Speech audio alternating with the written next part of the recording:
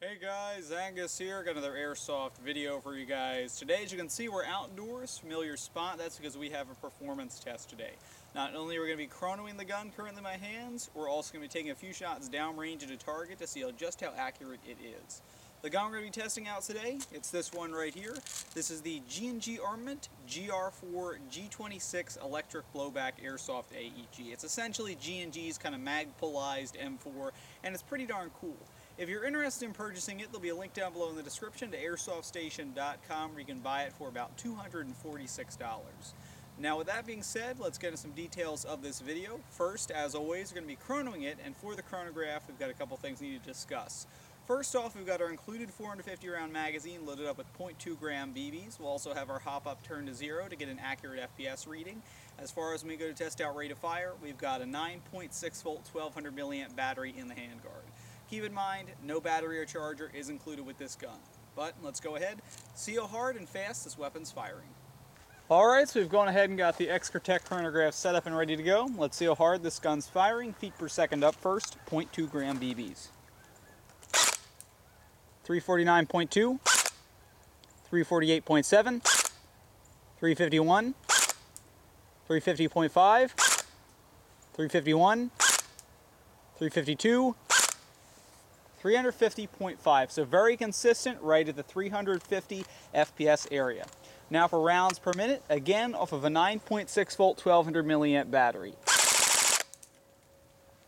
795 rounds per minute, which as you can see, converts into about 13.25 rounds per second. Alright, so taking a look at the chronograph results there, I'm pretty pleased. FPS-wise, exactly where I would want it. This looks to me more like a gun being shorter, lighter, more maneuverable for CQB. Therefore, 350 FPS, excellent. That FPS is also extremely consistent as well. 348, 349, 350, 351, right in a row, 350 FPS, exactly what I personally would want to see. As far as rate of fire goes, you get about 800 rounds per minute, 13 rounds per second, which is perfectly respectable out of a stock gun. If it really was that big of an issue, you can go ahead and upgrade the gun to get a little bit of a higher rate of fire. But out of the box, 800, perfectly fine by me, respectable rate of fire. With the chronograph portion of the video over, let's go ahead and take a few shots downrange at a target, placed about 110 feet away.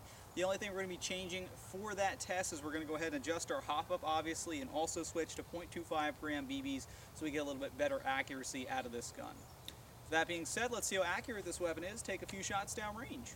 Alright, so let's go ahead and take a few shots downrange. We're going to be firing again at about 110 feet with an adjusted hop-up and 0.25 gram BBs. We'll be firing at the lawn chair down there. Sorry for the crude target, however, you'll find that it actually works pretty well.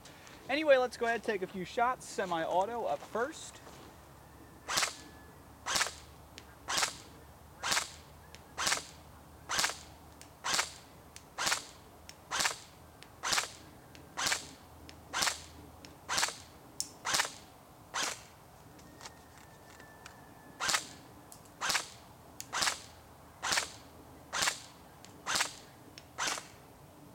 Alright, so semi-auto looks pretty darn accurate. We're getting most of those shots right in that dead area, quite a few of them hitting the target, just a couple going off target as I have to wind the magazine a couple of times.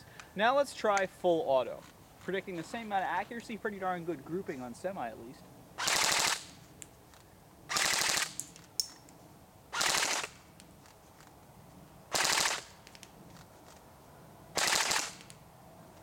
Alright, as far as I'm concerned, full auto looks pretty darn accurate as well, with all the BBs pretty much staying in a straight line.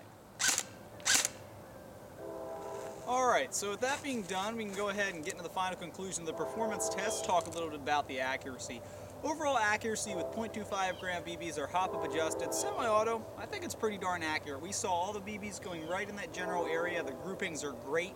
Really nothing flying off course, staying direct in the area of the chair, a good amount of them coming into contact with it. Same with full auto.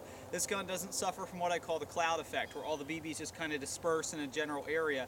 This one, straight line, BBs came down, ding, ding, ding in the same area. If that chair were a guy, he'd obviously be out because these BBs would be getting him. Overall, the accuracy on this gun is pretty darn good, which I do expect from G&G, who in my opinion makes a fantastic hop-up unit. With that being said, combining it with the chronograph results of fairly solid 350 FPS and 800 rounds per minute, I think you get a field-ready gun right out of the box.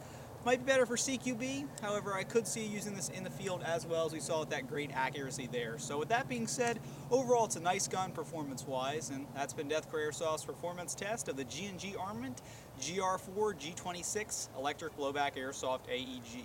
Thanks for watching, guys. Please subscribe.